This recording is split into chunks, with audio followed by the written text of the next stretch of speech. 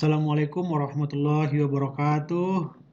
Selamat berjumpa lagi dengan saya, rekan-rekan pembelajar semua. Setelah lama saya tidak upload konten-konten yang baru, pada hari ini jumpa lagi dengan saya. Kita akan berbicara tentang jurnal Scopus yang discontinue, yang lagi hangat-hangatnya, yang per 15 April ada jurnal terbaru yang di discontinue dan mengundang berbagai macam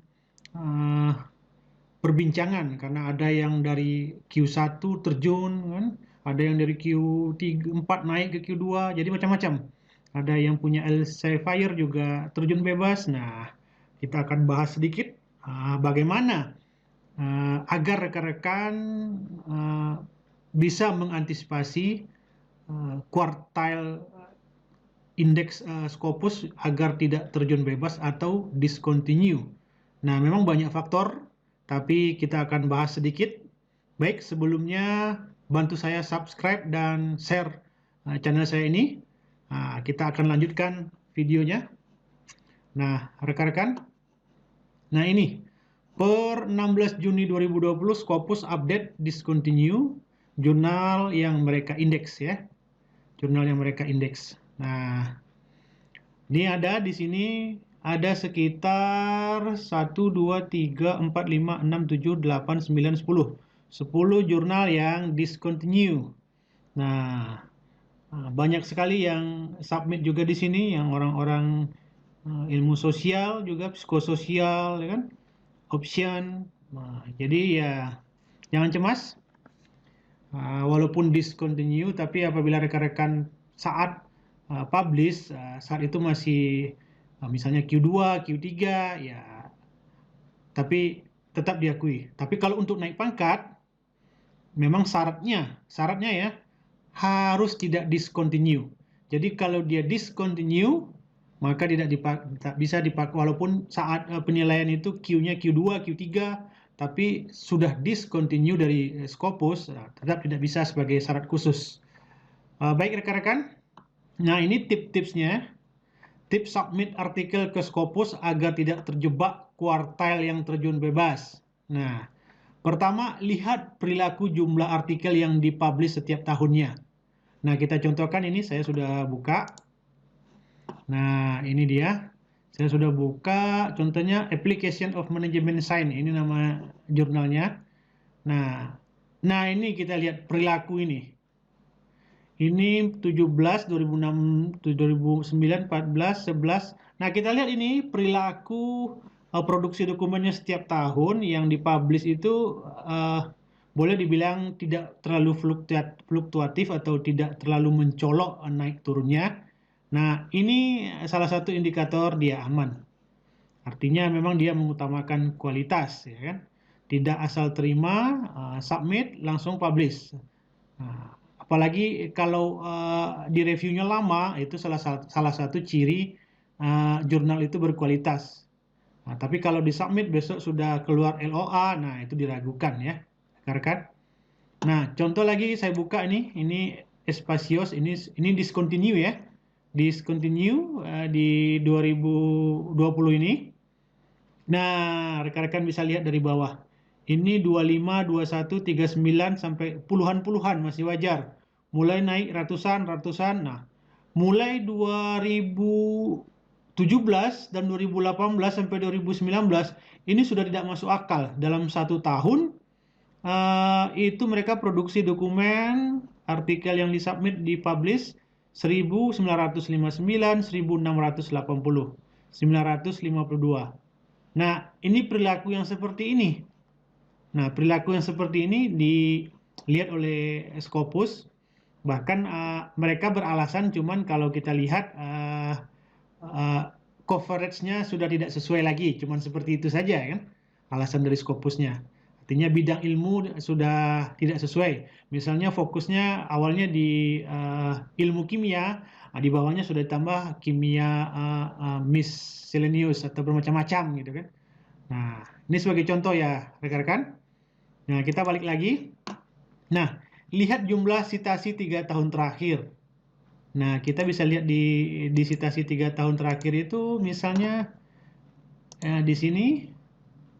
Nah, set score. Nah, ini dia. Kita melihat ini yang 2018 ya. Yang 2017 coba 2017. Yang 2019-nya kayaknya belum. Lebih tinggi 2018 ya. Makin lama makin naik. Nah, ini contohnya makin turun ya. Contohnya jumlah citasinya tahun 2018 adalah jumlah citasi 2018 dibagi jumlah dokumen 2015 sampai 2017. Jadi di 2018 itu 8 citasi dari 21 dokumen. Maka set skornya 0,38. Nah, makin besar ini makin bagus.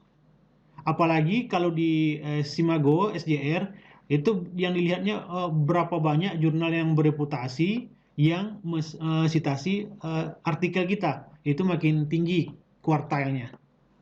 Ya, ya, oke, kita lanjut. Usahakan publishernya bereputasi seperti Elsevier dan Emerald. Ya, walaupun di sini menuntut novelty-nya ya, kebaruan-kebaruannya yang betul-betul baru, up to date. Nah, ini contohnya tadi ya. Set score-nya yang ini ya, dilihat. Ini 0,20. Jadi ini set score tahun 2018, jadi jumlah citasi 2018 dibagi dokumen 2015 sampai 2017. Dapatlah ini set score. Makin tinggi, makin bagus. Nah, ini 2019 sudah ada nih. Citasi 2019 dibagi jumlah dokumen tinggi ya, 6,89. Ini sebagai contoh. Nah, habis itu site score ranking set score-nya kita lihat. Nah, lihatnya di sini. Kita buka contoh. Nah, kita buka ya. Ini dia. Klik di site score rank and trend. Nah, ini dia. 31 percentile. Nah, ini dari sini kita bisa mengetahui Q berapanya ini. Jadi rekan-rekan tidak perlu tengok ke Simago, bagus di Scopus saja langsung periksa. Ini Q berapa? Kita lihat ada petunjuknya. Nah, ini.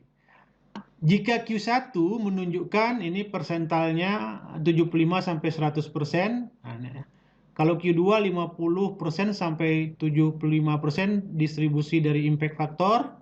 Q3 25 sampai 50% distribusi impact factor. Dan Q4 itu kurang dari 25% distribusi impact factor. Nah, kita lihat jurnal kita tadi berapa? 0,31. 31 ya, ini 31. Berarti 31 nih Q3 dia.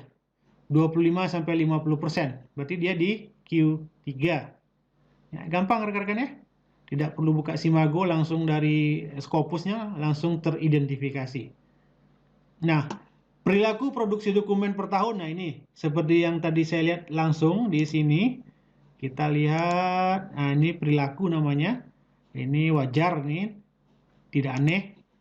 Nah, kita lihat Espasios. Nah, ini mulai aneh perilakunya. Ribuan-ribuan dokumen yang dipublish. Nah, ini sudah tidak ada lagi. Rekan-rekan bisa bayangkan bagaimana kualitasnya. Karena reviewernya saya rasa tidak banyak. Sampai pun 100 orang satu jurnal ini saya rasa tidak sampai.